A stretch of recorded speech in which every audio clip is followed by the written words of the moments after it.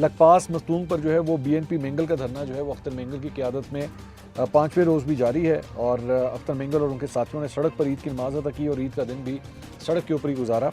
धरने से खिताब करते हुए अख्तर मेंगल ने कहा कि मावरा आइन ख़वातीन की गिरफ्तारी काबिल कबूल नहीं है। 2 दिन में ख़वातीन को रहा ना किया गया तो कोयटा की जानिब हम मार्च करेंगे और ख़वातीन की रिहाई तक वापस नहीं आएंगे और एहतजाजी धरना जो है वो भी जारी रहेगा।